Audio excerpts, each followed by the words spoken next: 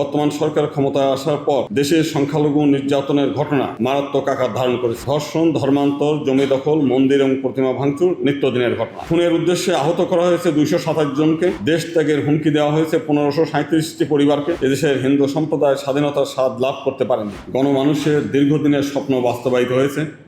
দেশের ধর্মীয় ও জাতিগত সংখ্যালঘু সম্প্রদায় বৈষম্যহীন সমাজ গড়তে, দুর্নীতিমুক্ত রাষ্ট্র গড়তে বিএনপিকে একচাটিয়া ভোট দিয়ে জয়যুক্ত করেছে। বেশ কয়েকজন সাংসদ সংসদে কৃতজ্ঞতার সঙ্গে তা স্বীকারও করেছেন।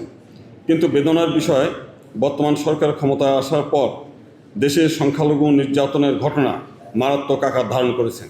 গত মার্চ হতে এখন পর্যন্ত খুন এবং রহস্যজনক মৃত্যু হয়েছে 81 জনের। একটা কথা বলতে চাই যে এই যে এখন যে জুন মাসের 15 দিনের মধ্যেই 23টি ঘটনা ঘটেছে শুধুমাত্র। তার মানে গত কয়েক মাসের তুলনায় আরও মারাত্মক আকার ধারণ করেছে। খুনের উদ্দেশ্যে আহত করা হয়েছে 227 জনকে।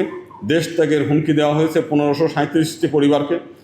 এছাড়া ধর্ষণ, ধর্মান্তর, জমি দখল, মন্দির এবং প্রতিমা ভাঙচুর নিত্যদিনের ঘটনা।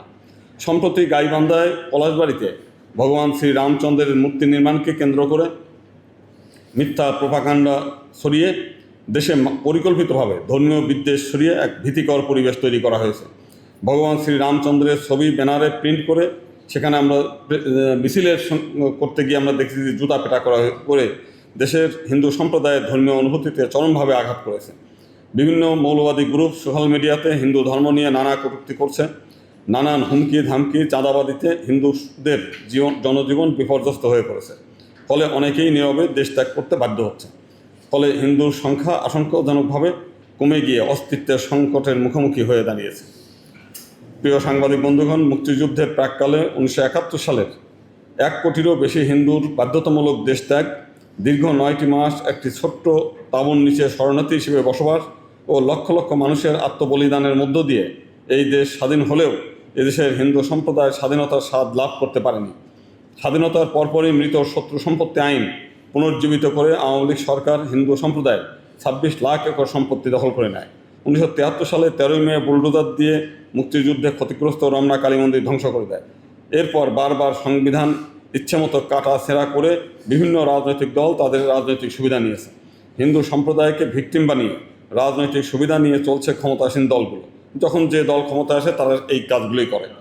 হিন্দু সম্প্রদায় বরাবরই অপাঙ্ক্তেয় থেকে গেছে। কোনো রাজনৈতিক দলই হিন্দু সম্প্রদায় সহ সংখ্যালঘু সম্প্রদায়কে দেশের স্বাধীন নাগরিক হিসেবে বিবেচনা করেনি। সবাই দেশের সংখ্যালঘু সম্প্রদায়কে রাজনৈতিক জিম্মি হিসেবে ব্যবহার করে ফুটবল খেলেছে। আজ পর্যন্ত কোনো রাজনৈতিক দলের কাছেই হিন্দু সম্প্রদায় উপযুক্ত প্রতিনিধিত্ব ও উন্নয়ন লাভ করে নাই। প্রিয় সাংবাদিক বন্ধুগণ, 1947 সালে দ্বিজাতি তত্ত্বের ভিত্তিতে ভারত ভেঙে ভারত এবং পাকিস্তান নামে 2টি দেশ হয়। ভারত ভাগের প্রাককালে মুসলিম লীগের সাথে হিন্দু নেতাদের চুক্তি হয়। চুক্তি অনুযায়ী হিন্দু এমএলএগণ ভারতকে সমর্থন না করে পাকিস্তানকে সমর্থন করে।